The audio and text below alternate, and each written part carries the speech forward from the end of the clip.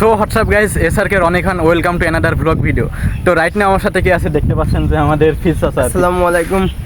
এবং এটা হচ্ছে আমার চাচা, রনি চাচা। সবাই তাকে সাপোর্ট করবেন। আর আজকে আমরা আসছি একটু ঘুরতে, কারণ অনেক দিন পরে গ্রামে আসলাম। আমারই গ্রামে ছেলে, তো একসাথেই থাকা হয়, একসাথে আড্ডা, মাঝে মাঝে চা খাওয়ার জন্য আসা হয় এখানে। আর এটা হচ্ছে আমাদের বাংলাদেশের নাকি দ্বিতীয় বৃহত্তম মাঠ চলন বিলের পরে। তো এখন আমরা চা খাইতে যাব, এরপরে ওখানে আড্ডা দিব, তারপর আবার বাসায় ব্যাক করব। তো কেমন আছো? এই তো ভালো আছে, আপনি কেমন আছেন? হ্যাঁ ভালো আছি। ও কিন্তু আমাকে দেখে ভিডিও স্টার্ট করছে এখন, মানে অনেকদিন পরে আমি পাইছি সামনে জন্য আর কি, মানে একসাথে এখন চায়ের আড্ডা দিতে যাবো। তো এখন দোকানে অবশ্যই অবশ্যই। তো যাই হোক, আমরা এখন যাই। আর আমাদের সাথে স্বাধীনও আছে, এই যে দেখো স্বাধীন। আজকে আমরা যাচ্ছি চা খাইতে ভাইয়ের সাথে একসাথে। তুমি এই যে ট্রেনে বলো ঢাকায় আসতেছি, ঢাকায় আসতেছি, হ্যাঁ এটা কার কপি করে দিছো? এবারে কার কবে আপনারা বুঝতে পারছেন? আমাকে পুরো মেনশন দেয়। আচ্ছা মানে আমাকে কিন্তু আমার ভিডিওতে সব বেশি বলেছে ফিজ ভাই ছোট ভাই একই হুবহু কপি, জিরোস কপি। হ্যাঁ এরকম সব বেশিরভাগ এরকম আমার কিন্তু কমেন্ট আছে। ওকে, আমরা যাই এখন চা খাবো, এরপরে। তো গাইজ এখন আমরা সাইড দোকানে যাচ্ছি, তো সাইড দোকানে গিয়ে আবার দেখা হচ্ছে। তো কেমন আছেন? এই তো ভালো আছি, ওর সাথে দেখা হয়ে গেল। যাক, অনেকদিন পর মানে ফির সাথে দেখা হলো আর কি। আর আমরা আসলে যখন ফ্রি থাকি তখন কিন্তু সাথে সাথে মাঝে মাঝে এখানে চা খেতে আসি। এটা অনেক দূরে, আমাদের বাসা থেকে প্রায় 15 কিলোমিটার দূরে। এবং মাঠের নাম হচ্ছে ধলার মাঠ, না?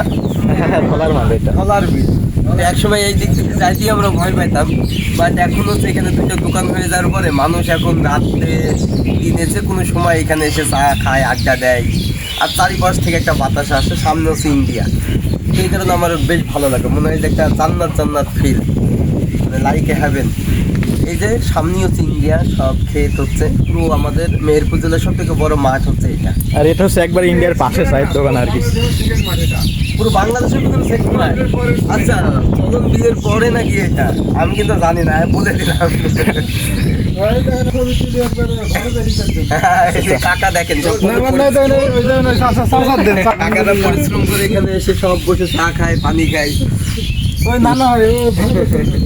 আমরা বসে আছি এখন। না ভালো আছেন? নানা যখন ছিল তখন এখানে কাকাটা কাজ নাকি? আপনি কি যখন এখানে থাকেন কাঁটাতার ছিল না তখন? কাকাটা আর এখানে না, কাকাটা আপনারা তখন তাহলে মানে যে কোনো সময় ভারতে যাইতে পারছেন নাকি? মানে তখন পারতেন। আচ্ছা, তো এখন কি অবস্থা? এখন যাইতে পারেন? এখন আর অবস্থা নাই। তো গাইজ, আমরা কিন্তু যখন ফ্রি থাকি তখন কিন্তু আমরা সবাই মিলে এসে আসলে এখানে আড্ডা দিই। আর চাচা, আপনার মানে পাকিস্তান ভ্রমণের অভিজ্ঞতা কিরকম ছিল? পাকিস্তান অসাধারণ একটা দেশ। এবং সত্য কথা বলতে, ওরা হচ্ছে আমাকে ফলো করে, ওরা ভিডিও স্টার্টিং করছে। তো ওদের প্রতি আমার এটাই একটা কর্তব্য, দায়িত্ব, যে যখন আমি আসি ওদেরকে সময় দিই এবং ওদেরকে আরও অনুপ্রেরণা করি যে না, কন্টেন্ট ভালোভাবে বানাও, দেশকে রিপ্রেজেন্ট করো বা ঘোরো। যেহেতু এখন অনেক মানুষই হচ্ছে ছোটোবেলা থেকে ড্রাগ অ্যাডিক্টেডের প্রতি ঝুঁকে গেছে বা খেলাধুলা আর খেলে না, মোবাইল অ্যাডিক্টেড হয়ে গেছে। তো ওরা কিন্তু এই যে ভিডিও করতেছে ছোটো ছোটো বিভিন্ন গ্রামগঞ্জ, এবং রিসেন্টলিও দেখছি বান্দরবনেও গেছে। তো এই জিনিসটা ভালো লাগছে যে দেশ ঘুরুক, ও হচ্ছে ওই দেশের সম্পর্কে নলেজটা গ্রহণ করুক। যেমন ও পাকিস্তানের ভিডিও দেখে আমাকে বলছে আমি পাকিস্তানে একদিন যাবোই। তো ইনশাল্লাহ সেই তৌফিক যদি হয়, ওই ইনশাল্লাহ যাবে পাকিস্তানে। তবে পাকিস্তান অনেক সুন্দর, আর ভ্রমণ করতে হবে। তবে যেখানে তুমি যাবা সেই জায়গা সম্পর্কে তোমাকে একটু জ্ঞান রাখতে হবে, ইভেন ওই জায়গাকে রেসপেক্ট করতে হবে, সেটা যে দেশই হোক না কেন। এবং তুমি যখন পাকিস্তানে যাবো, অবশ্যই পাকিস্তানের উপরে তোমার একটা দায়িত্ববোধ থাকবে, ওই দেশের মানুষের প্রতি তোমার একটা রেসপেক্ট থাকবে, ওই দেশের প্রতি তোমার একটা ভালোবাসা থাকবে, তবেই তুমি ওই দেশকে নিয়ে কন্টেন্ট বানাতে পারবে। তো এটা অবশ্যই রাখবো, যেখানেই যাবা, বাংলাদেশের যে কোনো জেলায় হোক না কেন, সেই জেলা সম্পর্কে পজিটিভ সবসময়, কখনো নেগেটিভ কিছু করা যাবে না। অবশ্যই, কারণ মানুষের ভিতরে খারাপ ভালো থাকবেই। একজনের জন্য কি আমি এই দোকানের সবকিছুকে খারাপ বলবো? না, কখনো না। এই জিনিসগুলো সবসময় মাথায় রাখবো। পথে ঘাটে অনেক সময় অনেক কিছু করতে পারে। আচ্ছা চাচা, মানে যে কি কোনো সমস্যা হয় কখনো? না সমস্যা, দেখো ওইটাই তো এতক্ষণ বুঝাইলাম যে একটা দেশের সমস্যা হইতেই পারে, হয়তো একজন ছিনতাইকারী থাকতেই পারে, এবং তার জন্য পুরো দেশের মানুষ খারাপ করবে না, কখনো। তো এরকম আমার সাথে কখনো হয় নাই, ইন্ডিয়াতেও হয় নাই, পাকিস্তানেও হয় নাই।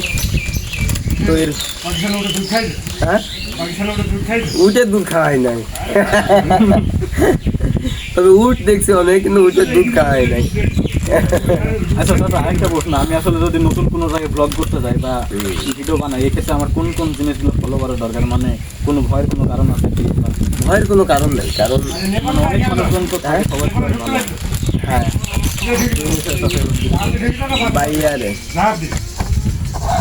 তোমার হচ্ছে ভ্রমণ করবো সবসময় লোকালদের সাথে। এবং শুধু এটা না যে তুমি একটা পাহাড়ে গেলা, পাহাড় দেখলা, পাহাড়টা সুন্দর অনেক উঁচা, এরকম কিছু না। তোমাকে যে আগে ওখানে দেখতে হবে যে এখানকার মানুষ কীভাবে বসবাস করে, ওরা কী খায়, আমাদের সাথে ওদের পার্থক্যটা কী, ওরা যে এত কষ্ট করি এই যে পানিটা কত কিলোমিটার পথ অতিক্রম করে পানি সংগ্রহ করে, হ্যাঁ, অনেক দূর থেকে গিয়ে নিয়ে আসে, এটা তো হ্যাঁ। মানে পাহাড়ের কথা বলতেছি যারা, এবং তারা সন্তানদের পিঠে করে দেখো কত দূর হেঁটে নিয়ে যায়, স্কুল হসপিটাল কত দূরে দেবে, কত সংগ্রামের জীবনযাপন। তো এইগুলোকে তোমাকে ফোকাস দিতে হবে, এইগুলোর সাথে মিশতে হবে, তবেই ভ্রমণ। ভ্রমণ হচ্ছে শেখার জন্য, অর্জনের জন্য, এনজয়ের জন্য না। সো তুমি যখন শিখতে যাবো তখন এমনি অটোমেটিক এনজয় করতে পারবা। তো এইটাই, তাছাড়া শোনো সব কিছু সেফটি সিকিউর, নিজের কাছে যেটা মনে হবে যে এই জিনিসটা আমার কাছে ভালো লাগছে, এই জিনিসটা আমার কাছে মনে হচ্ছে সেফটি, আমি ওই জিনিসটা করবো। তাছাড়াও দুনিয়ার কেউ খারাপ না, মানে নিজের জিনিসটা নিজে ফলো করবো। হ্যাঁ, নিজেকে বুঝতে হবে, মানুষকে কনভিন্স করার ক্ষমতা, মানুষকে দেখে বুঝতে হবে যে আসলে কার ভিতরে কি চলতে পারে, কোথায় আমার বিপদ হতে পারে। বিপদ তো বলে তো আসে না, তারপরেও ভ্রমণ পিপাসুদের কোনো শত্রু নেই।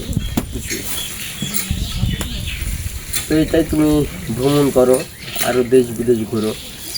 ও মাত্র শুরু করছে বাংলাদেশ ভ্রমণ, বান্দরবন দিয়ে।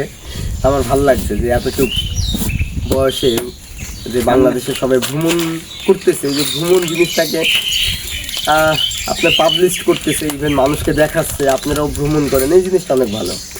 মানে আমি চেষ্টা করি, আপনাকে কিন্তু আমি ফলো করি, আপনার মতো করে ভিডিও করার চেষ্টা করি, তবে নিজের ভিতর থেকে যেটা আসবে ওইটাই সব। হ্যাঁ, নিজেরটা তো অবশ্যই, কিন্তু আপনাকে একটু ফলো করে মানে অবশ্যই ফলো তো করবে, যারা আগাই গেছে, যারা ভালো কিছু করছে তাদের ফলো করেই তো উঠতে হবে।